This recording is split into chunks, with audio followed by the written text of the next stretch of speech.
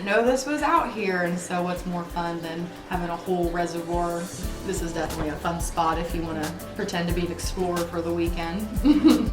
Welcome to In the Parks, an Indiana State Parks podcast. I'm Allison Martin, and I'm excited to tell the stories of these amazing places in the Hoosier State.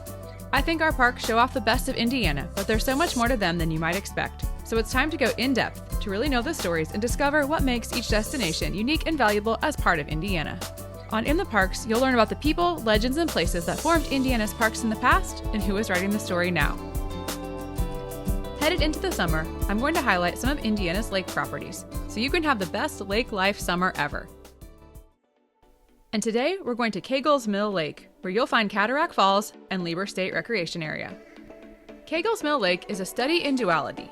It goes by two names, Cagles Mill Lake and sometimes Cataract Lake. It was Indiana's first flood control reservoir in 1952, but many people have never been there or even heard of it. It borders two counties, Putnam and Owen. It's an Army Corps of Engineers property, but with activities and facilities managed by Indiana DNR. A treaty literally split the lake in half, dividing it between the Miami Nation and white settlers.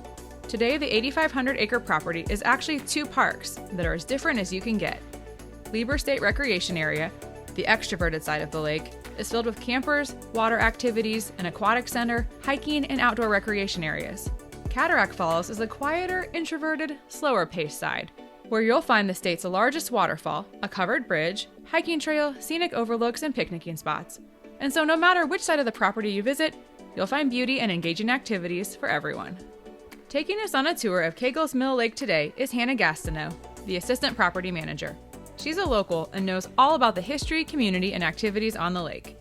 This is also the time I remind everyone that finding the perfect spot acoustically to interview park staff can be challenging. On the day I met with Hannah, she was the only person in the office for the morning, so we talked in the front room. And when I say she was the only person, I mean that, because also in the room was a massive tank with a large turtle in it, who you can occasionally hear bumping the glass with his shell. You'll also hear the soft bubbling of the water in the tank, but I think that's appropriate since we're talking about a lake property with a waterfall. So let's meet Hannah. It all began 29 years ago. No, I'm Hannah Gastineau. I'm the assistant property manager here at Cagles Mill Lake, which has Lieber SRA, Cataract Falls SRA. I started working full-time here a little over a year ago, but I've been living out here for the past 5 years when I bought my house across the lake, and had always hoped that I'd find a way to get in here one way or another, and I did.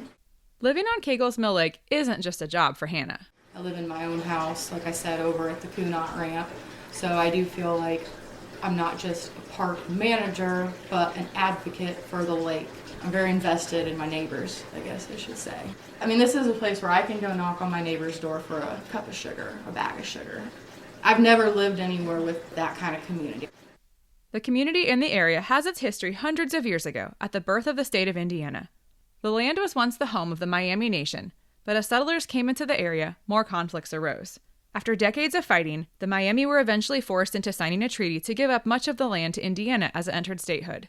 The line where Miami territory ended and Indiana began was known as the 10 o'clock line, because the treaty was literally signed at 10 a.m., and they used the shadow from a tree to draw the boundary line. 10 o'clock line is the old northern border of the state of Indiana. It was essentially a treaty between white settlers and the Miami, more so a forced treaty. And the tree, I believe, is up in Park County, closer up towards Raccoon Lake. But I don't even think the tree's standing still. But essentially, it was where this treaty was signed, and the shadow that the tree cast at 10 o'clock that morning is where they drew the rest of that line. So it cuts through in a, like, heading southeast, northwest orientation. And it runs right through the middle of the lake and through the middle of Cataract Falls. And it essentially gave the green light to white settlers to settle up to this was no longer Indian territory. This was a part of the state of Indiana. With the state's boundaries extended, white settlers were quick to fill the area, and small towns like Kunot and Cataract were formed.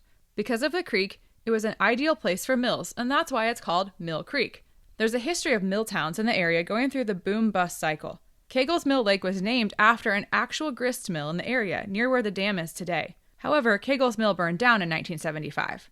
But let's go back a few decades to understand why there's a dam on the creek to begin with. The Flood Control Act of 1938 allowed the Army Corps of Engineers to build a dam on Mill Creek, creating Cagles Mill Lake.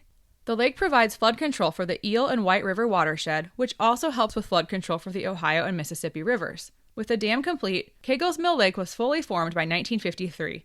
But this was the first initiative in Indiana, so it was a learning experience for sure. It was the first reservoir that they built in the state after the Flood Control Act, and that's why it's so small. They didn't know if it was going to work or not. So interesting. That's why the fluctuations are so extreme. That's why we can go 50 feet in 1 year, kind of like a creek. It can only go up.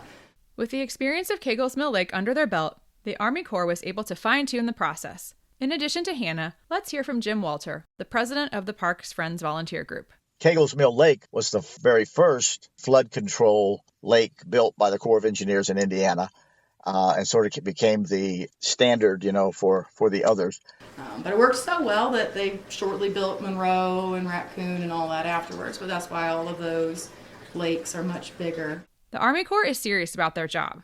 The Army Corps is here for flood control as their primary purpose. So they'll hold that water back until downstream can handle it. I can attest to the flooding, too. I went for a visit in early April after we'd had a ton of rain. Cagles Mill Lake was almost 40 feet higher than it'll be in the summer. It had risen so much, the lower falls were gone, now flush with the rest of the lake. The reservoir is doing exactly what it was designed to do. Nowadays, the lake runs through multiple counties and still involves the Army Corps of Engineers along with the state parks and DNR.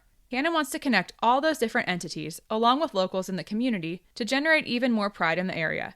She said while the lake may get lots of visitors from Indy on the weekends, there are still some people who live nearby who haven't ever visited. Hannah encourages everyone to come explore and see all Cagles Mill Lake has to offer. It's the smallest reservoir in the state, but it's still a pretty big lake. You can do all the fun boating activities from, jet skis to tubing, and it's small enough that it keeps the boat traffic down. It's a little bit more intimate. So let's learn about the two sides of Cagles Mill Lake. First up, the extroverted Lieber State Recreation Area, or SRA. Lieber SRA is named for Colonel Richard Lieber, the man who formed Indiana State Park System back in 1916. Lieber was a German immigrant who came to Indianapolis in 1891. Trips to Yosemite and the Rocky Mountains developed his love for conservation, and he soon became an influential voice in the movement. It was for Indiana's 100th birthday that Lieber thought a state park system would be the best gift for Hoosiers. So naming Lieber SRA after him is quite an honor, and the reservoir is deserving because if you're looking for a wide variety of activities, this is an amazing place. Check out everything you can do. First, swimming and boating. We have a pool and a beach, so we're the only park with a pool and a beach. And it looks more than just a normal pool. Yep, it's got the diving board, it's got the water slide, it's got the 0-step entry, the waiting area, it's got a pool concessions. It's got men's locker room, women's locker room, and then picnicking area all around. We have a marina concessionaire. We have 50 slips that are leased by the year to slip owners. And then the front part of the marina is kind of like a little business area. They have a few pontoons and kayaks and whatnot, and they rent those out. And then, there's boat access at Lieber here next to the beach, or a ramp and a dock. We have access over at the Kunot ramp, which is on the other side of the lake.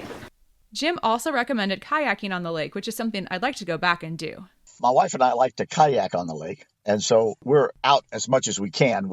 When you're on the kayak, you just see so much more wildlife and so forth because you're quiet, and so we enjoy doing that. Lieber also has organized outdoor sports areas like a basketball court and lots of open fields where I saw people playing soccer and setting up volleyball nets. For camping, they have 120 electric sites and 96 non-electric, which Jim said are nice too. Lieber is very busy during what we would call camping season, May to October. The electric campground is full every weekend. The non-electric campground is nearly full every weekend. And there's plenty of great fishing, hunting, and hiking. You've got your fishermen, because it's known as a fishing lake. It's got good crappie, and then it's also good for your hunters, your open hikers who want maybe more of a more rugged open hiking. We're trying to put more trails in. We don't have a lot of formal trails yet, so that is something we get complaints about. But But it's in the progress. process. Yeah, we put our first new trail in here at Lieber last year. So we do read the comment cards. The newest trail is the Trout Lily Trail. The Trout Lily Trail, we just finished or just opened it last year with the help of the Hoosier Trail Builders. There's a group that goes around and helps build trails. So they came down to help us and then to train us on trail building. And so we worked on that trail, and it's open now. So we're hoping to enhance it with some nature educational pieces along the trail. The new trail is also close to the pool if you need a little water break. Also, when I visited last summer, that pool had all the little kids with me drooling over how fun it looked. The Trout Lily Trail. Okay, so it starts out of the camp gatehouse. And then takes you back to the pool. Not So too far. They could still carry their flip-flops and towels. So look for a new one off of the camp gatehouse that'll take you over to the pool. That's Yep. cool. Jim told me there's been approval for another trail as well, so a year from now, be looking for even more places to hike. And another cute little trail is Trail 1, where you'll find a small covered bridge, which is a replica of the one at Cataract Falls. It's a very kid-friendly hike, and the red covered bridge is a perfect fall photo spot. You can also find several more rugged hiking trails at the Army Corps Dam. Jim recommended driving over to check those out. Lieber SRA is also where you'll find a nice nature center and a new story walk the Friends group put in nearby. Just last year, a big project we had was to install a story walk on one of our nature trails. And we use nature books in the story walk so that as you read the story, you're learning about nature while you're walking on a nature trail. It's the trail at the nature center. It starts at the nature center. It's just about a quarter-mile trail. It's not too long, but it kind of loops around. And we put our stations for the story walk around that trail. The Friends group has done a lot at the Nature Center, as well as planning activities for the campers and day visitors too. So before we leave Lieber and head to Cataract Falls, let's hear more from Jim about the work his group does to support Hannah and the rest of the staff. I'm Jim Walter, and right now I'm currently president of the Friends group. When I retired from my other job, my wife and I took the Master Naturalist class, and we needed someplace to volunteer. And of course, we live like a mile from the park. We know the park. We've been at the Lieber State Park. We've been there lots. And so we went over to see if what we could do. And it just so happened they were kind of in between things, and they were trying to get the Friends group restarted. And so we worked with some other friends of the park, and we got the Friends group restarted. And so we started volunteering and working at the park. The Friends of Lieber version 2.0 has been working together for about 8 years now and keeping busy. Jim's background as a master naturalist has him excited for the project the Friends group is currently focused on. We're a small group. We do as much as we can. And so we've taken on several projects. Every year we have a project that we're working on. We redid the bird viewing area at the Nature Center. We built some new bluebird boxes. We have, I think, 25 bluebird boxes at the park now. The project that we're working on right now is native plants all around the park. We're building our own little cold frames to start plants in so that we can generate our own plants to put around the park in different places. Particularly, we're working on the Nature Center. We did the front gate last summer. We also use them as educational tools for people to say, oh, what's that? What's that? You know, we label the plants and stuff like that. To fundraise for their projects, the Friends group hosts engaging events at the campground throughout the summer. We started doing, we obviously have to do some fundraisers to get money to do things. And so we started doing ice cream socials on a Saturday night, and people come to the park and, that are camping at the park and so forth. We have games and nature activities are going on at the same time. And it's just kind of you all come together fun time. We charge a little bit for the ice cream, and we make ice cream sundaes, root beer floats. So we just have a fun time doing that, and everybody joins in. Now, I'm not trying to rush through the summer, but you should keep in mind how Lieber celebrates the end of the season over Labor Day weekend. Every year, we fundraise to provide a fireworks display on the Labor Day weekend. The summer months, often we don't have a beachfront on the 4th of July. And so they started doing the fireworks on Labor Day as kind of an end of summer celebration. The Friends help raise the funds for that so that we can provide the fireworks. And then we also, on that day, we have activities and food and music and DJ. And and all kinds of stuff down on the beach to really celebrate the end of summer. And like most state parks, Lieber knows how to do Halloween right. Here's Hannah again. So Goblins Weekend is our Halloween weekend this year. It's on October 11th. That one books out pretty quick in terms of campground reservations. Campground trick-or-treating in general is awesome. So if your local state park has campground trick-or-treating, we discovered it when we first moved out here. We're like, wow, this is so much better than trick-or-treating in Cloverdale. You don't have to do hardly any walking, and you get all this candy, and everybody's participating because they're there for the event. We decorate an area in the park and have all kinds of games and activities, pumpkin carving, and then we do a fairy tale trail. And on that walk, you meet woodland creatures who have been endowed by the fairy to speak to the people that walk by that day. And then in the evening, almost all of the electric campsites decorate for Halloween, and then the children go through and trick-or-treat. People in the community and of course the campers themselves all look forward to that weekend. Finally, don't forget about Lieber at Christmas. The other big thing that we've started just in the last couple of years is a winter lights display. On the first 2 weekends of December, we decorate the electric campsite and invite people in the community to decorate sites, and then people drive through the light display. We just take donations from people as they go through, and that's been a neat fundraiser. Plus, it's a fun thing for the community to do when you don't really think about the park, in December. See what I mean about Lieber being the extroverted side of the lake? You'll find a wide variety of activities here year-round. But maybe you're more on the introverted side. You want hiking, nature, picnic spots, and a chance to sit and watch the water flow, maybe even with a red-covered bridge in the background? Well, never fear, because Cagles Mill Lake can offer you that too. Let's drive about 20 minutes over to Cataract Falls. Jim summed up what you'll find at Cataract Falls perfectly. When you go to Cataract, there's some hiking, of course. To me, it feels a little more relaxing. You're looking at the scenery, you've got, and you're just kind of enjoying that. Some people like activity and they like all of that going on, and some people like a little more slowed down pace of the falls. And I can stand there and sit there and watch the falls just like all day, because it's cool. When I heard there was a legit waterfall in Indiana, I was really excited to see it. And Jim's right. As much as I love being active and doing things, I stood watching the waterfall for a long time, trying to figure out how I could capture the power of it with my phone's camera.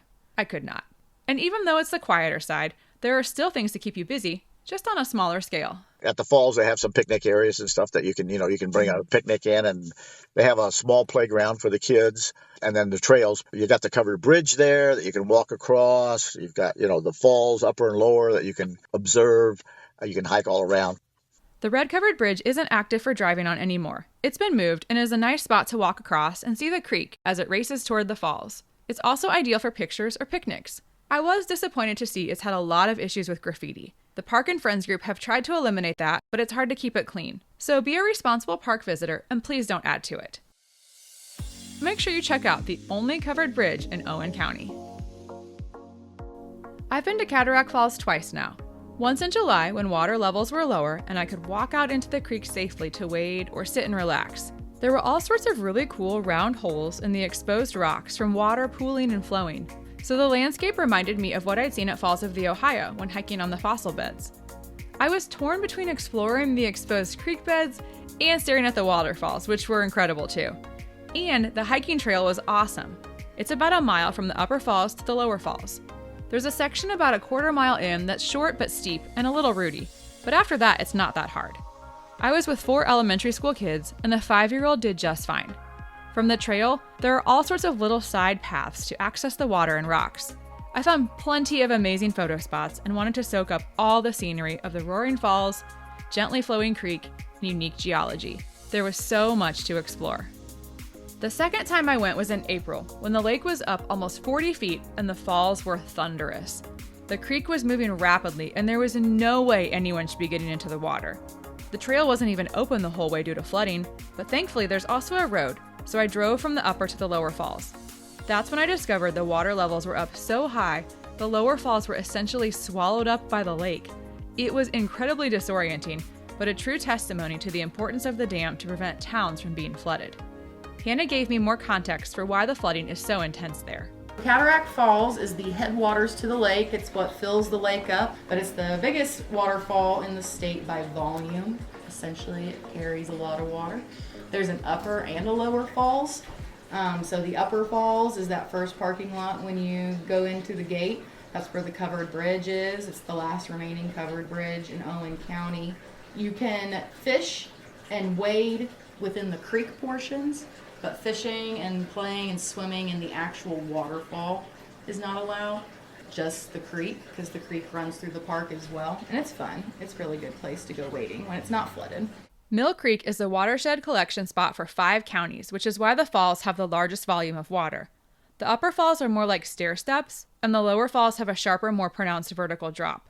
All of these reasons are why staying off the actual falls is a safety issue. Plus, it helps with preserving the beauty of it. I was a little nervous though, because all that stuff I described before that I did with my friend and her kids, going off trail to walk on the creek and exposed rocks, well, I wasn't entirely sure we were allowed to do that. So I suddenly felt like I was headed to confession. I want to know if I broke the law when I was here earlier this summer. And if I was, my extreme apologies now. So obviously I saw there's all these signs on the upper falls. They're like, don't go out there. And there are clearly people who were out there.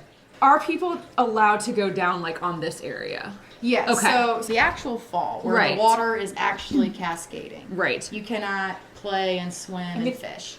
But the creek part in between and the lake as well, you can swim. Whew. We did not break any state parks laws. Basically, if you're there as an adult, and especially if you have kids with you, use common sense. Stay out of the creek when it's dangerous, leave the actual falls alone, but explore the creek and immerse yourself in the beauty of the area. Hannah also clued me into something most people don't realize is there: a third waterfall. And then there's also a third waterfall at Cataract Falls a lot of people don't know about, called Little Sister Falls.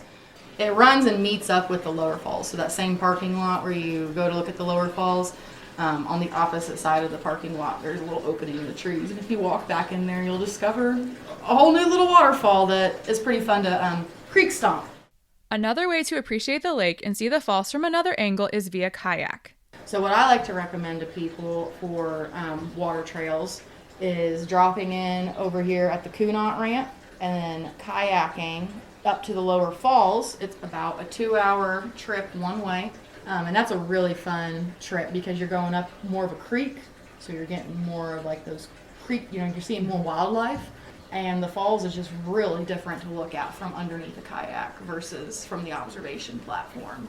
In addition to seeing the falls from all angles, Jim also recommends seeing the falls in all seasons. And the falls, we visit the falls, I think, in every season because summer, fall, the colors and all of that. Winter with the icicles and everything that happens there is really neat. And then, of course, in the spring, you get all of the flowers and wildflowers and all of that. The same is true at Lieber, but it's just more cute there at the falls. Now that I've seen them in the spring and summer, I need to find a time to go when they're frozen in the winter. That would be a sight. From action-packed Lieber to the slower paces at Cataract Falls, I hope you'll see the beauty and the dual nature of Cagles Mill Lake. If you're interested in getting involved, Hannah and Jim would love to connect with you. This is here, and it's, whether you like to pull weeds, or you want to work in the nature center, or you want to help make fish habitat, whatever, there is an opportunity galore up here. There are lots of problems, so I'm trying to find the problem solvers, if that makes sense. If they're visiting the park, usually stop by the nature center or ask at any of the gatehouses or whatever, and we have brochures that they have on hand that they can hand to a person. So all my nature-loving problem solvers, find the nearest state or local park and see how you can get involved. And as you continue to plan your lake life summer, pick a weekend and get down to Cagles Mill Lake. This reservoir has all you need for the perfect summer. Plus, now you've got the inside scoop on the place.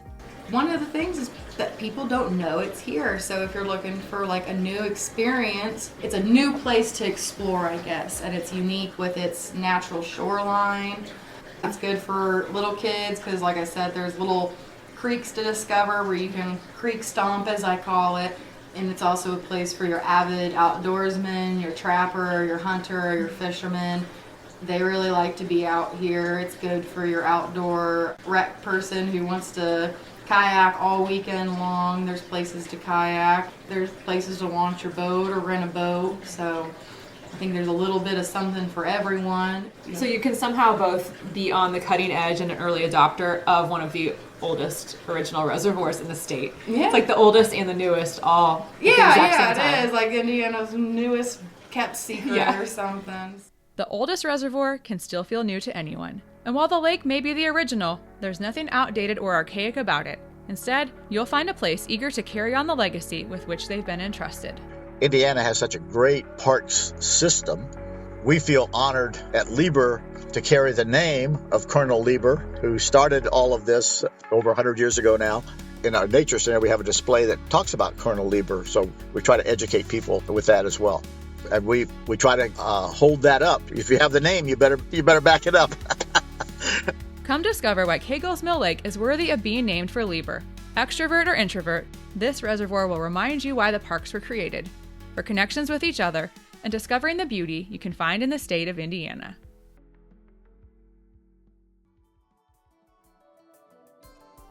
A big thank you to everyone at Cagles Mill Lake who shared their time and knowledge with me.